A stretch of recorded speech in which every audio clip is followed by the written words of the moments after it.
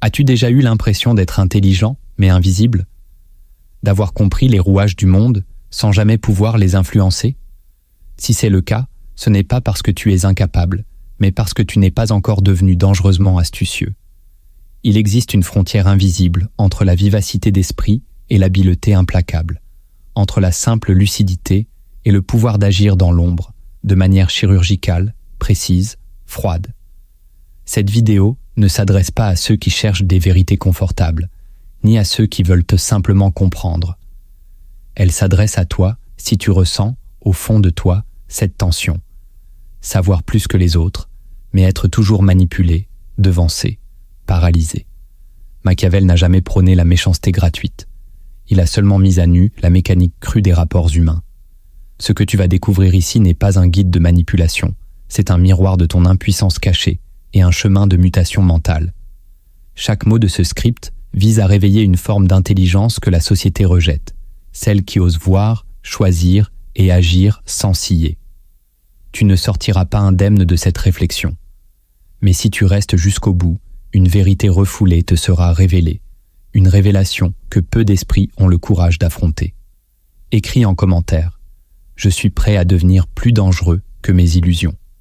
Abonne-toi, aime la vidéo et surtout, écoute attentivement chaque mot, parce que ce que tu es sur le point d'apprendre pourrait bien changer la manière dont tu vois et contrôle les autres. À la Renaissance, dans une Italie fragmentée, trahie, gangrenée par des jeux de pouvoir impitoyables, un homme ose faire ce que presque aucun penseur avant lui n'avait osé, décrire le monde tel qu'il est et non tel qu'il devrait être. Son nom, Machiavel. Contrairement à ce que l'histoire populaire a voulu faire croire, il n'était ni cynique ni diabolique, il était lucide.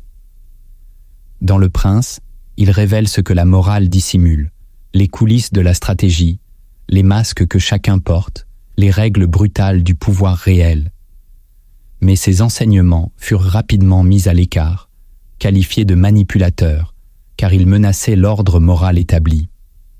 L'Église, les philosophes idéalistes, les penseurs humanistes de façade ont préféré voiler ces leçons sous une couche d'indignation. Pourtant, ces observations traversent les siècles et s'appliquent encore aujourd'hui. Dans un monde saturé de communication, d'émotions factices, de morale de façade, Machiavel revient comme un fantôme, non pas pour nous pousser à la cruauté, mais pour nous apprendre à survivre dans un théâtre social où la naïveté se paie au prix fort. Ce que tu t'apprêtes à entendre n'est pas seulement du passé, c'est une relecture brutale de ton présent. Parce que le pouvoir n'a pas disparu. Il a seulement changé de costume, et il habite désormais les relations les plus ordinaires, les gestes les plus anodins, les silences les plus longs. Le premier pas vers l'astuce dangereuse n'est pas d'apprendre à manipuler les autres, mais de désapprendre les illusions avec lesquelles on se manipule soi-même. Avant de contrôler un jeu, il faut comprendre comment on s'y fait piéger. Voici les 7 leviers mentaux que Machiavel aurait transmis à celui qui veut agir sans jamais se faire deviner. Le premier levier mental que tu dois activer pour devenir dangereusement astucieux, c'est le refus de la transparence spontanée. Ce monde te pousse à parler vite, à te montrer, à t'expliquer, à confesser ce que tu ressens, ce que tu penses, ce que tu vis. On t'a appris que la sincérité est une vertu, que l'honnêteté émotionnelle crée le lien, que les autres méritent de tout savoir de toi pour t'aimer. Mais Machiavel t'aurait prévenu, chaque mot que tu offres devient une munition contre toi. Chaque émotion que tu livres devient une prise pour te manipuler. Dans les cercles de pouvoir, dans les dynamiques sociales les plus ordinaires, ce n'est pas l'authenticité qui domine, mais la maîtrise du récit. Tant que tu parles, tu es vulnérable. Celui qui t'écoute peut sonder ton architecture intérieure, deviner tes blessures, anticiper tes réflexes.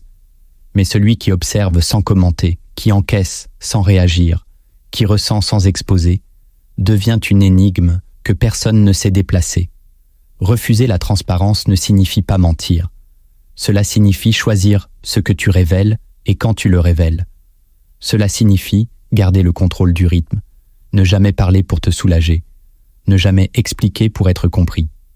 Ton silence doit devenir une forteresse intérieure, une citadelle qui filtre chaque mot comme une arme stratégique. Dans un monde d'exhibition, le mystère est un acte de guerre. Dans un monde de bavardage émotionnel, la retenue devient une forme de puissance. Tu ne dois plus t'exprimer pour créer du lien, mais pour semer le doute ou renforcer ta position. Quand tu maîtriseras ce levier, tu verras les autres s'agiter dans leurs mots, pendant que toi, tu planifieras en silence. Et c'est dans ce silence que naît l'astuce, dans ce vide, que tu construis ton empire invisible. Ce premier levier, s'il est bien activé, t'arme contre la première faiblesse humaine, le besoin d'être vu trop tôt. Le deuxième levier mental que tu dois activer pour devenir dangereusement astucieux, c'est la neutralisation émotionnelle des flatteries. L'ego n'est pas ton ennemi quand il est silencieux, mais dès qu'il se sent aimé, validé, reconnu, il s'ouvre comme une brèche dans laquelle les esprits calculateurs peuvent s'engouffrer. On ne flatte jamais sans intention. Chaque compliment est une laisse invisible. Chaque éloge est une dette que l'on t'impose sans que tu t'en rendes compte. Machiavel l'a écrit avec une lucidité brutale. Les puissants ne sont pas ceux qui inspirent la sympathie, mais ceux qui savent résister au piège de l'admiration. Car l'admiration est une faiblesse bien déguisée. Elle t'endort, te désarme, t'oblige à répondre positivement, à vouloir maintenir l'image flatteuse qu'on te renvoie. Elle te transforme en serviteur de ta propre image. Celui qui veut dominer une pièce n'est pas celui que tout le monde aime, mais celui qui peut observer sans rougir, être loué sans se dérégler, être ignoré sans se troubler. Tant que tu es sensible à la reconnaissance, tu n'es pas libre. Les paroles douces te gouvernent. Tu adaptes ton comportement pour qu'elles continuent. Tu évites le conflit pour rester le favori. Tu acceptes des alliances vides juste pour ne pas perdre la chaleur éphémère des compliments.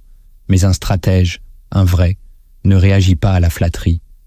Il l'écoute comme un brouillard qu'il traverse sans s'y attacher. Il distingue ce qui est dit de ce qui est voulu. Il voit la main sous le gant. Tu dois entraîner ton esprit à recevoir l'éloge comme une distraction, jamais comme une direction. Tu ne construis pas ton identité sur ce que les autres pensent que tu es. Tu construis ton empire sur ce que tu sais être, dans le silence. Tant que tu as besoin de reconnaissance, tu es malléable. Mais le jour où tu deviendras imperméable aux louanges, tu deviendras aussi inaltérable que le métal froid de la stratégie. Le troisième levier mental que tu dois activer pour devenir dangereusement astucieux, c'est l'acceptation glaciale de la duplicité humaine. Ce que tu refuses de voir te trahit plus sûrement que tes ennemis. Depuis l'enfance, on t'a martelé que les gens sont bons, qu'il faut leur faire confiance, qu'il est noble de croire en la pureté des intentions. Mais Machiavel ne s'est jamais laissé tromper par les apparences. Il savait que sous le vernis social, chacun joue un rôle. Les sourires masquent des intérêts. Les promesses cachent des stratégies. Même les élans affectifs sont souvent contaminés par le besoin, l'insécurité ou la manipulation inconsciente. Celui qui veut rester lucide ne doit pas devenir paranoïaque, mais apprendre à regarder les comportements avec une froideur chirurgicale. Le plus grand piège mental, c'est de croire que les autres fonctionnent comme toi, de projeter ta loyauté dans leur indifférence, de croire à leur sincérité parce que tu es sincère. Mais ce miroir est faux, et tant que tu y crois, tu es aveugle. Le stratège n'attend plus que les autres soient honnêtes. Il s'attend à ce qu'ils soient flous, complexes, parfois menteurs. Il ne s'offusque plus des retournements de veste, des trahisons subtiles, des non-dits. Il les anticipe. Il les calcule. Il les utilise. Le jour où tu cesseras d'être choqué par l'hypocrisie humaine, tu commenceras à en triompher. Non pas en devenant toi-même un menteur compulsif, mais en intégrant une vérité inconfortable. La loyauté n'est jamais éternelle, et la transparence n'est jamais totale. Dans tout échange humain, il y a un contrat invisible, une tension d'intérêt, une part d'ombre que tu dois apprendre à décoder. Celui qui ferme les yeux sur la duplicité par naïveté sera toujours la victime volontaire de son propre aveuglement, mais celui qui garde les yeux ouverts dans un monde de masques devient intouchable. Le pouvoir commence là, dans le refus de l'illusion, et ce refus, personne ne peut te l'arracher. Le quatrième levier mental que tu dois activer pour devenir dangereusement astucieux, c'est la désactivation du besoin de justice émotionnelle. Tant que tu cherches à ce que le monde soit juste avec toi, tu perds. Tant que tu attends que les autres te traitent avec la même droiture que tu leur offres, tu souffres. Tant que tu crois que les intentions nobles te protégeront, tu te prépares à une chute lente, mais certaine. Machiavel aurait ri de cette attente. Il savait que l'univers n'obéit pas à la morale, mais à la dynamique des rapports de force. Et ce n'est pas une tragédie, c'est un constat qui libère. Ce levier, tu l'actives quand tu cesses d'interpréter le mépris comme une injustice, quand tu ne cherches plus à rétablir l'équilibre émotionnel par des explications, des confrontations, des supplications. Tu ne te bats plus pour être compris, tu ne hurles plus pour être entendu. Tu t'adaptes, tu t'éloignes, tu agis. Le stratège ne croit pas que le monde lui doit quelque chose. Il ne cherche pas la réparation dans les yeux des autres. Il trouve son équilibre dans sa capacité à agir, non dans le fantasme d'un traitement équitable. Cette neutralité intérieure est difficile à atteindre, car elle exige que tu renonces à une illusion profondément ancrée, celle que le bien appelle le bien. Mais regarde autour de toi. Combien de personnes douces sont écrasées? Combien de cœurs sincères sont ignorés? Combien d'êtres brillants sont oubliés? La vérité, c'est que le monde ne récompense pas la vertu, il récompense l'impact. Et l'impact se construit non pas sur l'attente d'un retour équitable, mais sur la lucidité des rapports. Lorsque tu n'exigeras plus que l'univers t'offre ce que tu lui donnes, tu deviendras plus stable que ceux qui cherchent à équilibrer des balances imaginaires. Tu verras que la paix intérieure ne vient pas de la justice des autres, mais de ton détachement à leur égard. Et dans ce détachement naît la liberté d'esprit la plus rare, celle qui t'autorise à manœuvrer sans plus jamais supplier. Le 5e levier mental que tu dois activer pour devenir dangereusement astucieux, c'est le contrôle absolu du tempo psychologique. Dans tout rapport humain, celui qui impose le rythme détient la véritable domination. Il y a ceux qui réagissent et ceux qui font attendre. Il y a ceux qui s'excitent à chaque impulsion et ceux qui imposent des silences inconfortables, des lenteurs déroutantes, des accélérations imprévues. Le tempo, c'est l'arme invisible de celui qui veut garder l'avantage sans jamais lever la voix. Machiavel l'avait compris, la précipitation trahit la peur, l'empressement révèle le manque. Celui qui est trop disponible, trop rapide à répondre, trop prompt à s'expliquer, devient prévisible. Il devient manipulable. Le stratège, lui, gère le rythme comme un chef d'orchestre invisible. Il ralentit une décision, non par indécision, mais pour observer la panique que cela provoque. Il tarde à répondre, non par distraction, mais pour reprendre la main. Il accélère soudain, non par nervosité, mais pour créer un déséquilibre. Cette maîtrise du tempo demande un renversement intérieur, ne plus être soumis à l'urgence des autres, ne plus se laisser happer par l'impatience collective, ne plus répondre au doigt et à l'œil. Tu ne seras jamais libre tant que ton rythme t'est imposé. Tu ne seras jamais dangereux tant que tu ne maîtrises pas le temps mental dans lequel tu obliges les autres à évoluer. Apprends à être lent quand on t'attend rapide. Apprends à être soudain quand on croit t'avoir endormi. C'est dans cette alternance que naît la puissance stratégique. L'imprévisibilité du rythme est plus redoutable que la force brute. Elle épuise, elle trouble, elle déconcerte. Et surtout, elle met les autres dans la position de réagir constamment. Si tu veux gouverner le jeu sans te montrer, apprends à dominer le tempo invisible. Ce n'est pas un luxe, c'est une nécessité. Alors, pose-toi la question et réponds-y en commentaire. Dans combien de relations suis-je esclave du rythme imposé par les autres? Le 6e levier mental que tu dois activer pour devenir dangereusement astucieux, c'est l'art de nourrir des soupçons sans les exprimer. Le naïf se méfie, puis parle. Le stratège se méfie et se tait. Car exprimer un doute, c'est avertir la cible qu'elle est surveillée. C'est lui offrir l'occasion de se justifier, de se renforcer, de se réorganiser. Celui qui veut lire les intentions des autres ne doit pas les interroger trop tôt. Il doit observer les gestes, les délais, les incohérences. Il doit noter ce qui ne se dit pas, ce qui est trop lisse, ce qui change subtilement de forme selon le contexte. Machiavel aurait méprisé cette tendance moderne à vouloir tout verbaliser. Dis ce que tu ressens, exprime ton malaise, demande des explications. Non. Celui qui parle avant d'avoir compris se rend vulnérable. Celui qui accuse sans preuve devient une cible facile. Le véritable stratège sème le doute en lui, non pour nourrir la paranoïa, mais pour éviter l'aveuglement. Il analyse, il compare, il attend. Il observe 2 fois plus que les autres, mais ne laisse rien paraître. Il laisse l'autre croire qu'il a gagné sa confiance, pendant qu'il collecte silencieusement des indices. Ce levier est une discipline intérieure. Tu ne réagis pas à ton instinct, tu le raffines. Tu ne réponds pas à ta colère. Tu l'écoutes comme un signal, non comme une arme. Tu ne confrontes pas, tu anticipes. Tu ne dénonces pas, tu repositionnes. L'astuce n'est pas dans le fait de savoir qui te ment. Elle est dans le fait d'agir comme si personne ne te trompait, tout en orientant le jeu comme si tu savais déjà tout. Celui qui maîtrise ce levier ne devient pas méfiant, il devient conscient. Il ne devient pas distant, il devient stratégique. Et cette posture, rare et redoutable, fait de toi une énigme que personne n'ose provoquer. Si tu sens que ces mots réveillent quelque chose en toi, partage cette vidéo à une personne qui mérite de sortir de sa naïveté ou qui pourrait être dangereusement plus habile si elle comprenait ce que tu viens d'entendre. Le 7e levier mental que tu dois activer pour devenir dangereusement astucieux, c'est la capacité à perdre sans se briser. Dans la pensée de Machiavel, il n'existe pas de stratège qui n'ait connu l'échec. Mais ce qui distingue l'âme puissante de l'âme ordinaire, c'est la manière dont elle traverse ses défaites. L'esprit faible vit l'échec comme une condamnation, une atteinte à sa valeur, une justification pour tout abandonner. Il se replie, se plaint, se raconte que ce n'était pas pour lui. Il veut des résultats immédiats, des triomphes visibles, des signes clairs qu'il est du bon côté.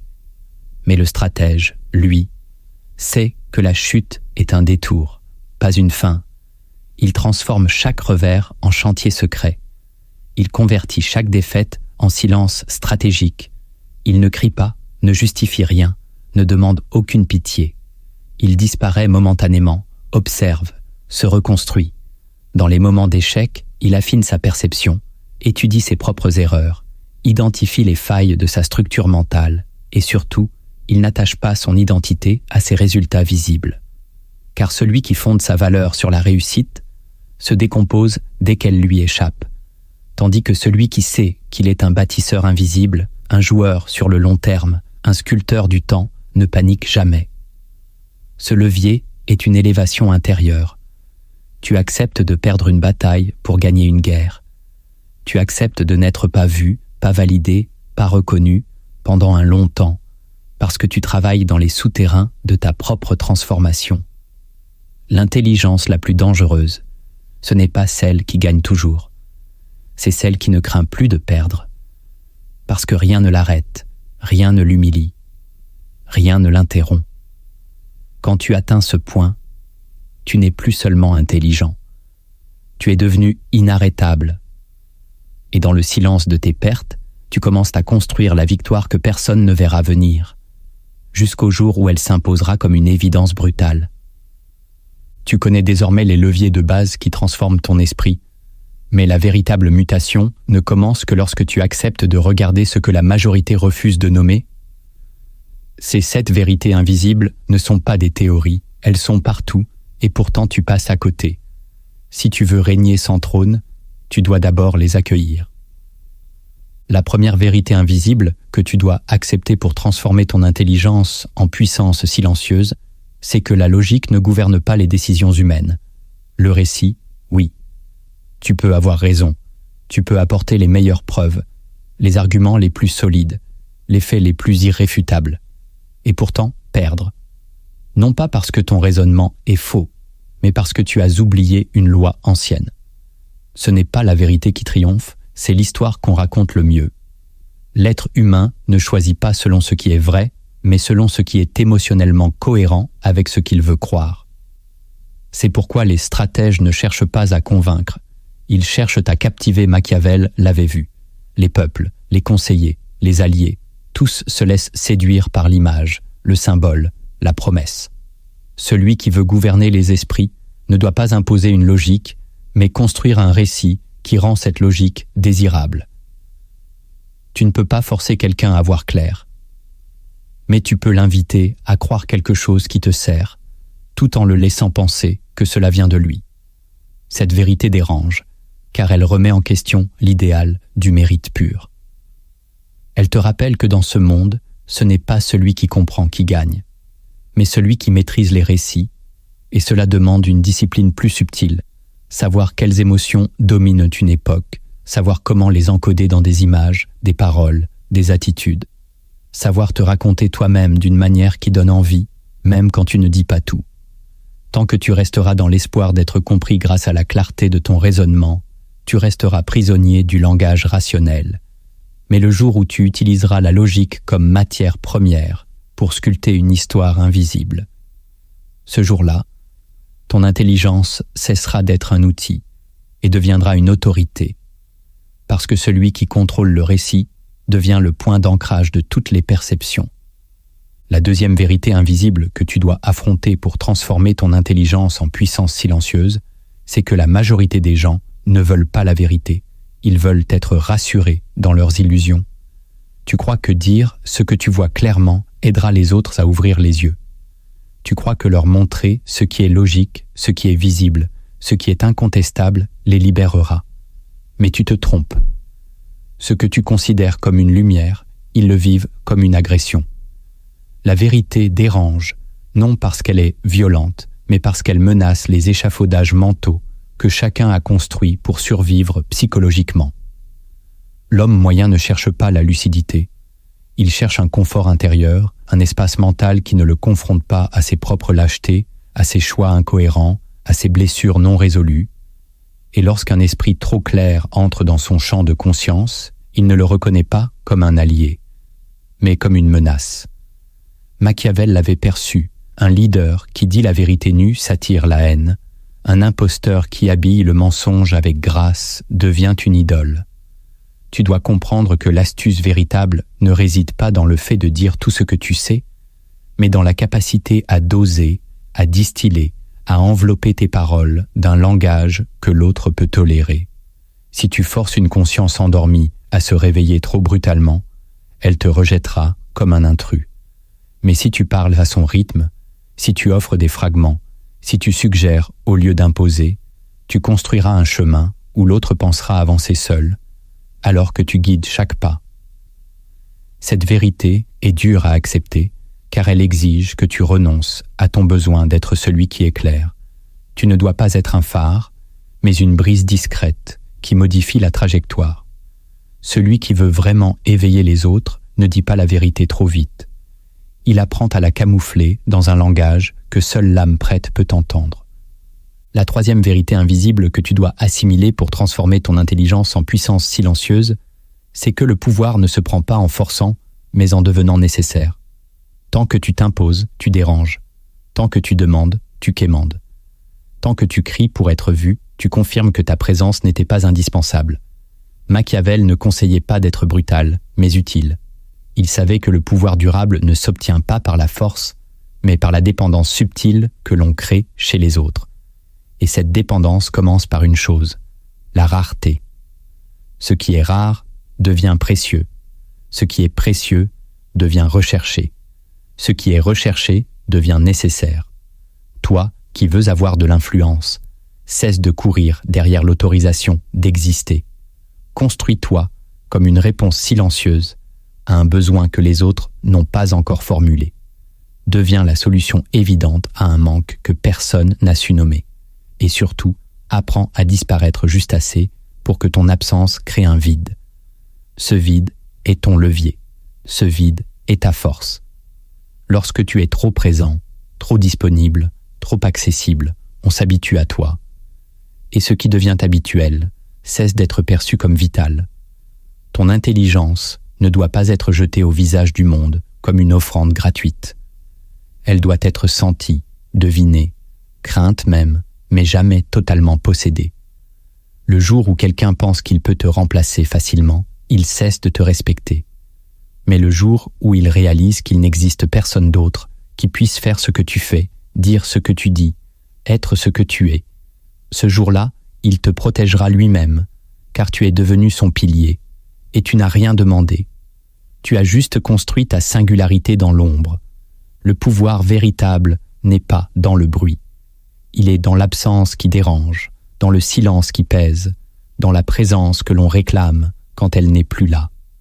Deviens cela, et tu n'auras plus besoin de convaincre personne.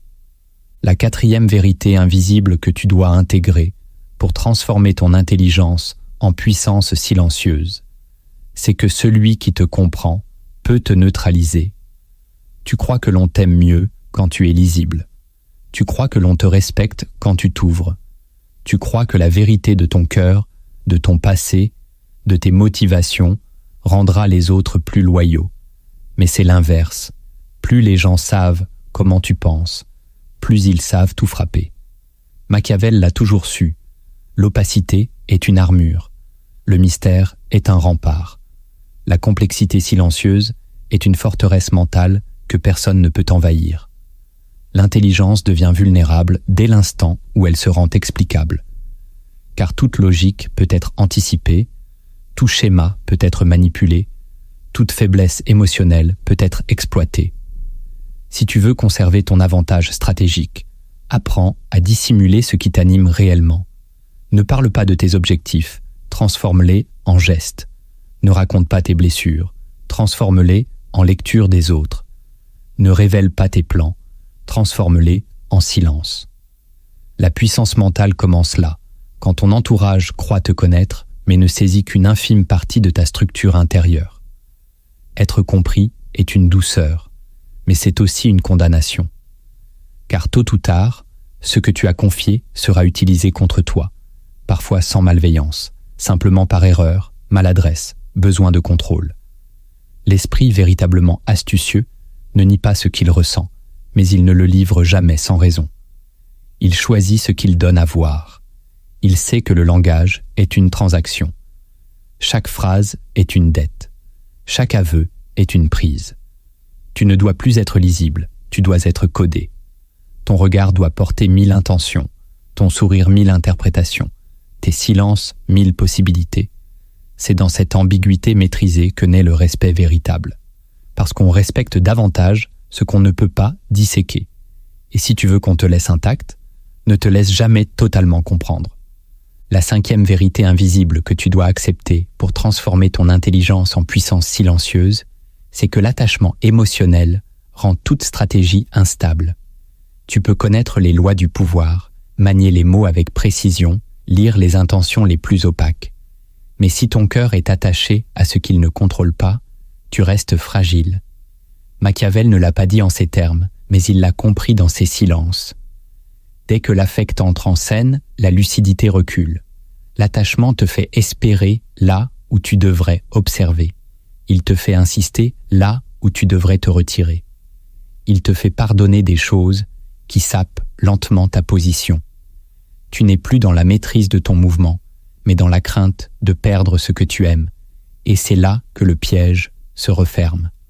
Car ce que tu refuses de perdre devient ta prison. Ce que tu tiens trop fort finit par te tenir. L'astuce véritable exige une discipline intérieure glaciale. Apprendre à aimer sans dépendre, à offrir sans se soumettre, à partager sans se livrer entièrement. Celui qui veut rester stratège doit être capable de se retirer sans bruit, même au cœur de l'attachement. Il doit savoir choisir sa stabilité mentale plutôt que son ivresse affective, non pas pour devenir froid, mais pour rester libre. L'attachement, quand il est déséquilibré, te pousse à croire que tu ne peux pas continuer sans l'autre, sans sa validation, sans son regard. Et pendant que tu espères, tu perds ton tranchant. Pendant que tu attends, tu oublies ta route. Pendant que tu rêves, d'autres avancent. Ce levier est dur à activer parce qu'il te demande de couper des liens intérieurs qui te réchauffaient, mais qui te ralentissaient. Il te demande de devenir entier sans que personne ne te complète. Et c'est à ce prix que ton intelligence deviendra indéracinable. Alors, écris en commentaire. Je coupe les chaînes de l'attachement qui me rendent manipulable. La sixième vérité invisible que tu dois intégrer pour transformer ton intelligence en puissance silencieuse, c'est que trop comprendre les autres te détourne de toi-même. Il existe une forme subtile d'intelligence qui devient un poison, celle qui te pousse à tout analyser, tout expliquer, tout excuser chez l'autre. Tu deviens un maître en empathie, en décodage émotionnel, en lecture des blessures, mais tu t'oublies. Tu ressens pour l'autre, tu penses à sa place, tu anticipes ses réactions, tu expliques ses erreurs, et pendant ce temps, tu t'éloignes de tes propres limites, de tes propres besoins, de tes propres priorités. Tu deviens un stratège pour autrui, un sauveur silencieux, un traducteur de douleur. Mais jamais un bâtisseur de ta propre destinée Machiavel t'aurait murmuré ceci. Comprendre est utile, mais seulement si cela renforce ton pouvoir, et non si cela t'absorbe dans le labyrinthe de la psyché des autres. L'intelligence excessive, appliquée aux relations, devient un piège doux. Tu crois être en contrôle, alors que tu es en train de t'effacer. Tu crois que ta compréhension pacifie la relation, alors qu'elle te dissout lentement. La vérité, c'est que tu ne dois pas tout comprendre. Certaines personnes ne méritent pas ton analyse. Certaines actions n'ont pas besoin d'être excusées. Certains silences ne sont pas des blessures profondes, ce sont des formes de mépris. Ta lucidité doit être sélective. Elle doit te servir, non t'épuiser. Lorsque tu vois trop profondément en l'autre, tu oublies de voir en toi. Tu deviens miroir, jamais mur. Et tu es alors traversé, manipulé, aspiré. Le véritable stratège sait poser une limite entre son intelligence et son instinct de réparation. Il sait que le monde ne se guérit pas par excès de lucidité, il se gouverne par équilibre. Et si tu veux redevenir le centre de ta propre vie, apprends à dire stop à ta propre suranalyse. Si cette vérité t'a percuté, partage cette vidéo à celui qui, comme toi, comprend trop et s'oublie trop souvent. La 7e vérité invisible que tu dois incarner pour transformer ton intelligence en puissance silencieuse, c'est que ce n'est pas ton savoir qui inspire la crainte, mais ton imprévisibilité. L'erreur des esprits brillants est de croire que plus ils montrent leurs compétences, plus ils seront respectés. Mais la compétence visible suscite l'admiration, jamais la peur. Et dans un monde où les rapports de force sont déguisés, ce n'est pas l'admiration qui te protège, c'est l'ombre. Machiavel l'avait compris, celui qu'on ne peut pas cerner devient dangereux, même sans parler l'imprévisibilité, ce n'est pas le chaos. C'est une discipline du silence, une stratégie du flou, une capacité à ne jamais réagir de la façon attendue, à ne jamais offrir la réponse logique, à ne jamais se comporter comme un archétype. Celui qui agit toujours avec cohérence devient une figure rassurante. Celui qui, en revanche, varie ses gestes, déplace les règles, modifie le rythme, trouble les repères, devient une anomalie mentale. Et l'humain, face à une anomalie, se méfie. Il hésite, il observe, il perd sa capacité à anticiper. Et c'est dans cette hésitation que tu plantes ton drapeau. L'intelligence ne doit pas être démontrée, elle doit être pressentie, ressentie, redoutée. L'ennemi qui croit te connaître dort bien. Celui qui doute de ta nature ne dort plus. Tu dois devenir cette zone grise, ce point d'interrogation, cette présence qu'on ne peut pas classer, parfois doux, parfois tranchant, parfois distant, parfois étrangement chaleureux, parfois absent, puis soudain percutant. Ce n'est pas du mensonge, c'est de la complexité assumée. C'est refuser d'être réduit à un schéma. C'est exiger que ton aura oblige les autres à recalculer leurs mouvements en ta présence. Deviens imprévisible, non pas pour troubler, mais pour te rendre inatteignable. Non pas pour être aimé, mais pour être redouté avec respect. Quand on ne sait jamais ce que tu feras, tu tiens la partie. Comprendre ne suffit pas. Tu dois maintenant agir, sans bruit, sans discours, sans justification. Ce que tu vas apprendre ici ne doit pas se voir, mais se faire sentir. Ces 7 techniques ne sont pas des exercices passagers, mais des implants mentaux. Apprends à les intégrer lentement, méthodiquement, et ton esprit deviendra un outil que personne ne verra se refermer. La première technique concrète que tu dois intégrer pour façonner ton esprit en arme silencieuse, c'est le jeûne verbal stratégique. Elle ne consiste pas simplement à parler moins, mais à transformer ton silence en tension psychologique pour les autres. Dans la majorité des échanges humains, les gens parlent pour combler un vide. Ils remplissent l'espace de mots, d'opinions, de justifications, espérant être compris ou validés. Mais toi, Tu dois apprendre à résister à ce réflexe. Tu dois devenir à l'aise dans le silence. Et plus encore, faire de ton silence une présence. Quand tu refuses de répondre trop vite, tu crées un déséquilibre. Quand tu laisses un mot suspendu, une question sans suite, un regard sans justification, tu obliges l'autre à projeter ses doutes. Le silence devient alors une force active, non passive. Cette technique s'applique dans les conversations quotidiennes, dans les conflits, dans les négociations, dans les moments d'incertitude. Lorsque tu sens qu'on te pousse à te positionner, à donner ton avis, à réagir, retiens-toi. Observe ce qui se passe quand tu ne donnes pas ce qu'on attend. Tu verras l'autre se réorganiser, se justifier tout seul, s'agiter intérieurement. Le jeûne verbal stratégique exige que tu maîtrises ton besoin d'être entendu, que tu renonces à clarifier ton image, que tu acceptes d'être incompris, ambigu, même jugé, car tu sais ce que tu es et tu sais où tu veux aller. Ce silence n'est pas du retrait. C'est un mouvement tactique. Il te permet de capter plus d'informations, de détecter les incongruences, de lire l'autre sans te livrer. En pratiquant cela chaque jour, ton aura va changer. Les gens sentiront ta présence même quand tu ne dis rien. Et plus personne ne saura s'il faut te provoquer, t'ignorer ou te craindre. C'est là que tu commences à dominer sans jamais lever la voix. Le silence devient ton champ de bataille et ton absence de mots, ta première frappe. La deuxième technique concrète que tu dois intégrer pour façonner ton esprit en arme silencieuse, c'est l'observation ciblée des microfailles comportementales. Le commun des mortels écoute les mots. Le stratège, lui, lit ce qui se glisse entre les gestes, ce qui échappe, ce qui fuit.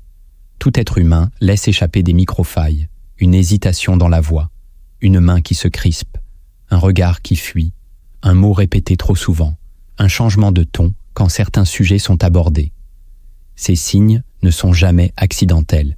Ils sont les fenêtres par lesquelles tu peux voir ce que l'autre tente de cacher, parfois même inconsciemment. Cette technique consiste à te transformer en scanner silencieux. Lorsque quelqu'un parle, tu ne réponds pas immédiatement.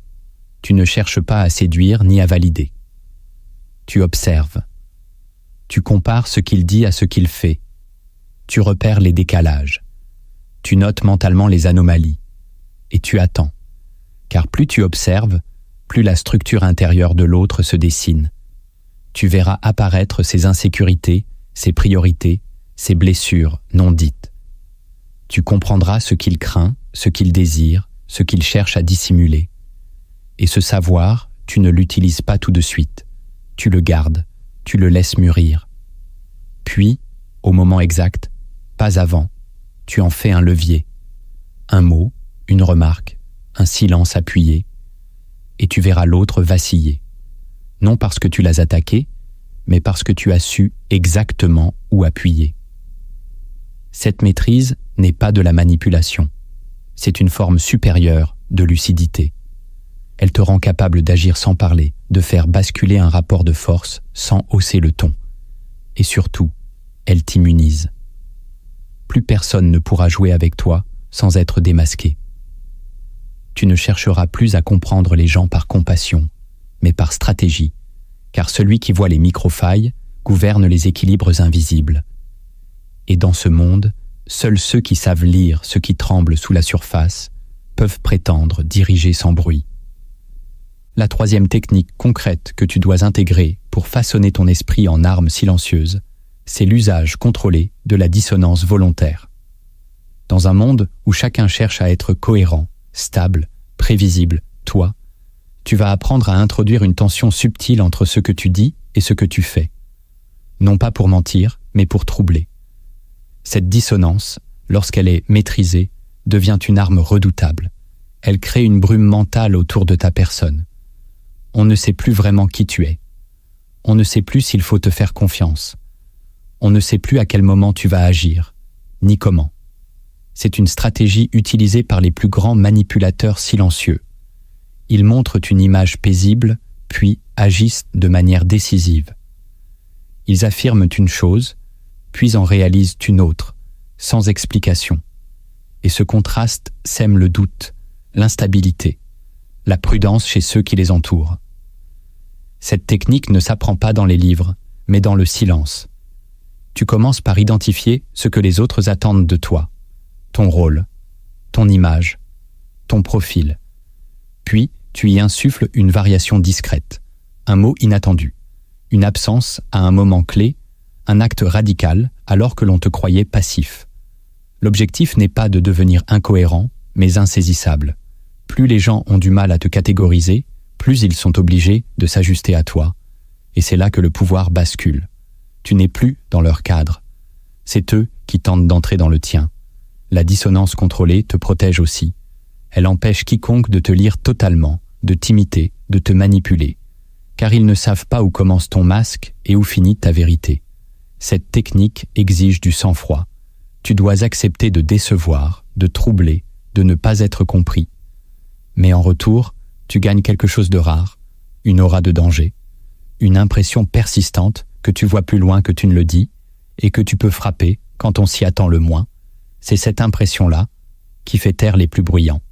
La 4e technique concrète que tu dois intégrer pour façonner ton esprit en arme silencieuse, c'est le rituel d'effacement social temporaire dans un monde où chacun se bat pour rester visible, pertinent, actif, aimé.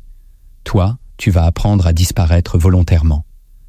Pas pour fuir, mais pour reprendre le contrôle. Il y a dans le retrait stratégique une puissance que peu osent explorer, car elle exige de renoncer à l'illusion de continuité. Lorsque tu t'effaces, tu reprends possession de ton énergie. Tu redeviens une entité autonome, non soumise aux regards, aux attentes, aux projections des autres.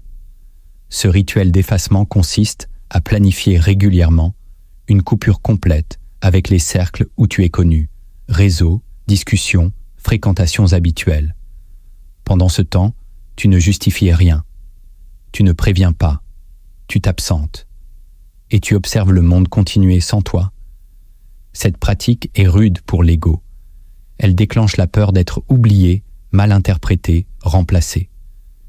Mais justement, elle te révèle la part de toi qui cherche à exister uniquement à travers les autres. En te retirant, tu coupes l'approvisionnement de leur pouvoir sur toi, et quand tu reviens, ce n'est plus en mendiant d'attention, mais en force tranquille, tu choisis quand et comment réapparaître. Et cette réapparition crée une onde. Elle déclenche des interrogations, elle modifie les équilibres, elle recentre l'attention. C'est dans ce vide que tu retrouves ta densité. Les gens qui ne savent pas disparaître ne peuvent jamais mesurer leur véritable poids, car ils n'ont jamais laissé le silence parler à leur place. Toi, en intégrant ce rituel, tu te disciplines à ne plus exister en flux constant. Tu deviens marée, présence puis retrait, impact puis absence. Et c'est cette alternance qui crée le magnétisme, le mystère, le respect. Tu ne fais plus partie du décor. Tu deviens une fracture dans la normalité. Et chaque fois que tu t'éclipses, tu fais monter la valeur de ton retour. C'est dans ce cycle maîtrisé que naît l'autorité non dite, celle qui ne s'explique pas, mais qui s'impose. La 5e technique concrète que tu dois intégrer pour façonner ton esprit en arme silencieuse, c'est la redéfinition intérieure permanente de ta valeur. Tu ne peux pas devenir dangereux tant que ton estime de toi dépend des résultats visibles, des félicitations reçues ou du regard des autres. Tant que ta valeur fluctue selon l'approbation extérieure, tu restes domptable. Machiavel aurait dit que l'homme libre est celui qui n'attend pas d'être validé pour agir. Cette technique est un travail intérieur constant. Elle exige que chaque jour, tu reformules mentalement ta propre définition de la puissance, sans la lier à ce que tu possèdes ou à ce que l'on te renvoie. Tu te regardes en silence et tu te demandes « Si tout s'écroulait, qui serais-je encore ?» Si tu ne peux pas répondre à cette question, tu es encore esclave de l'image. Et un esprit qui dépend de l'image ne pourra jamais trancher, ni gouverner, ni imposer sa vision. La redéfinition intérieure commence par le détachement. Tu dois retirer ta valeur de tes performances, de ton apparence, de ta place sociale. Puis tu dois l'enraciner dans ce que tu sais de toi que personne ne voit, ta patience, ta lucidité, ta capacité à encaisser sans plier, ton endurance mentale, ta résistance aux illusions. Ce sont ces qualités-là qui forment ta colonne invisible, et plus tu y reviens, plus tu deviens inébranlable. Le monde peut t'oublier, te détester, te sous-estimer. Cela n'a plus d'impact, parce que ta propre boussole est désormais interne. et c'est là que naît une aura différente. Tu parles moins, mais chaque mot pèse. Tu agis sans prévenir, mais chaque mouvement surprend. Tu n'es plus dans le décor, tu es une force souterraine. Cette technique ne donne rien à voir, mais elle modifie tout ce que tu deviens, parce qu'un être dont la valeur ne dépend plus de rien devient absolument libre. Et cette liberté-là, elle fait peur à ceux qui ont encore besoin d'être vus pour exister. La 6e technique concrète que tu dois intégrer pour façonner ton esprit en arme silencieuse, c'est l'encodage émotionnel différé. Cela signifie apprendre à ne jamais réagir sur le moment, surtout lorsque tu es touché. Les gens impulsifs se dévoilent dans l'instant. Ils s'énervent, se défendent, s'expliquent, se justifient ou attaquent aussitôt. En faisant cela, ils livrent leurs plans, révèlent leurs limites, exposent leurs points faibles. Toi, tu dois devenir un mur de silence émotionnel. Lorsqu'on te blesse, tu n'offres rien. Lorsqu'on t'accuse, tu ne te justifies pas. Lorsqu'on te flatte, tu ne souris pas tout de suite. Tu gardes tout, pour plus tard. L'encodage émotionnel différé consiste à capturer l'information, l'impact, la vibration intérieure, puis à l'enfouir sans l'évacuer. Tu prends note mentalement. Tu archives, tu analyses. Et ensuite, à tête froide, dans un moment choisi, tu réagis, non pas comme une vengeance, mais comme un retour calibré. Une parole, un retrait, une décision, une coupure nette. Ce décalage dans la réponse crée une instabilité totale chez l'autre. Il s'attendait à une explosion. Il reçoit un silence. Il croyait avoir gagné. Il découvre plus tard qu'il a perdu. Et cette temporalité maîtrisée est une force, car elle signifie que tu n'es plus soumis à ton émotion. Tu la possèdes, tu la tiens, tu l'armes. Elle devient stratégie. Cette technique change tout dans ta posture sociale. On te sent moins réactif, donc plus dangereux. On hésite à te provoquer, car on ne sait jamais quand et comment tu répliqueras. Tu deviens une équation sans solution immédiate. Et c'est cette incertitude qui te protège, mais surtout, cela te libère de toi-même. Tu ne te trahis plus sous l'effet du choc. Tu gardes ta trajectoire, même quand le feu monte en toi, et ce calme, ce sang-froid, cette patience intérieure, sont les signatures des plus grands stratèges. Parce qu'ils ont compris que l'émotion immédiate est un poison, mais que l'émotion maîtrisée est une arme. La 7e technique concrète que tu dois intégrer pour façonner ton esprit en arme silencieuse, c'est l'implantation volontaire du doute chez les autres. Il ne s'agit pas de manipuler grossièrement, ni de mentir, mais d'apprendre à faire naître un flou calculé dans l'esprit de ceux qui t'entourent. Le doute est un virus stratégique. Une fois inoculé, il se propage sans que tu n'aies plus rien à faire.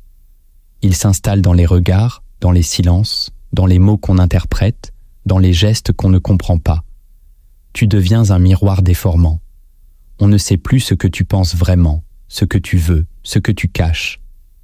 Et cette incertitude crée une brèche, car l'être humain cherche désespérément des repères clairs. Lorsque tu les brouilles subtilement, tu casses son équilibre. Il devient plus hésitant, plus influençable, plus attentif à chacun de tes mouvements. Et là, tu prends le contrôle. Cette implantation ne doit jamais être brutale. Tu ne dis pas « je sais des choses sur toi ». Tu dis « tu es sûr que tout le monde t'est loyal ». Tu ne critiques pas une décision. Tu dis calmement « je ne l'aurais pas faite comme ça ». Mais tu connais mieux la situation. Tu n'accuses pas, tu suggères. Tu n'imposes pas, tu invites à s'interroger. Et tu laisses l'autre faire le reste. Car le doute, une fois semé, pousse tout seul. Cette technique, utilisée avec mesure, te permet de créer un espace mental où tu deviens une figure d'autorité implicite. On ne sait pas exactement pourquoi, mais on te craint un peu. On ne sait pas ce que tu feras, mais on surveille tes gestes. Tu es devenu un facteur invisible dans toutes les décisions, même en silence. Ce pouvoir-là ne s'apprend pas dans les discours, mais dans le raffinement de ta présence. Tu n'es plus un joueur parmi d'autres. Tu es devenu une zone de tension. Et dans ce monde de fausses certitudes, celui qui insuffle le doute dirige sans jamais ordonner. Tu es arrivé jusqu'ici. Cela signifie une chose, ton esprit refuse de dormir. Tu ne veux plus subir. Tu ne veux plus réagir, attendre, espérer que les autres te respectent par gentillesse ou que le monde devienne enfin juste. Tu as compris que l'intelligence seule ne suffit pas, que la clarté d'esprit n'est pas une armure, que la logique ne te protège pas du mépris, ni la bonté de la manipulation. Et c'est ici que commence une autre forme de conscience, celle qui ne cherche plus à briller, mais à durer, celle qui ne parle plus pour être entendue, mais qui agit pour exister, celle qui ne veut pas être aimée à tout prix, mais qui préfère être craint avec respect, que choyé dans l'oubli. Tu as vu, dans les leviers mentaux, dans les vérités invisibles et dans les techniques pratiques, un autre chemin. Un chemin que peu osent emprunter, car il demande une chose, renoncer à être naïf, renoncer à être celui qu'on peut deviner, manipuler, devancer, posséder.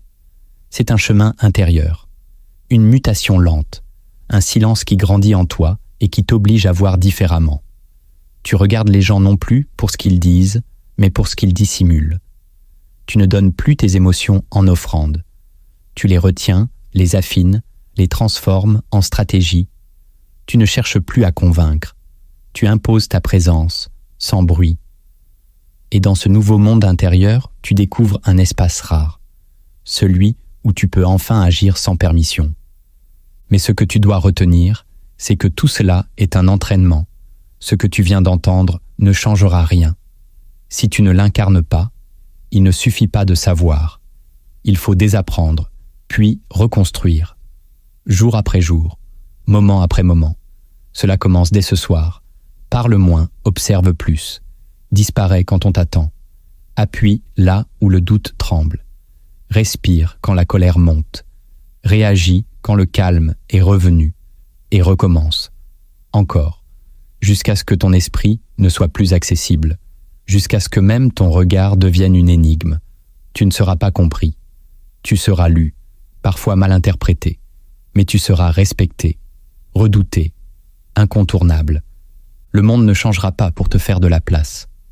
Tu dois apprendre à te tailler une trajectoire dans le marbre du réel. Et cela ne demande pas de violence.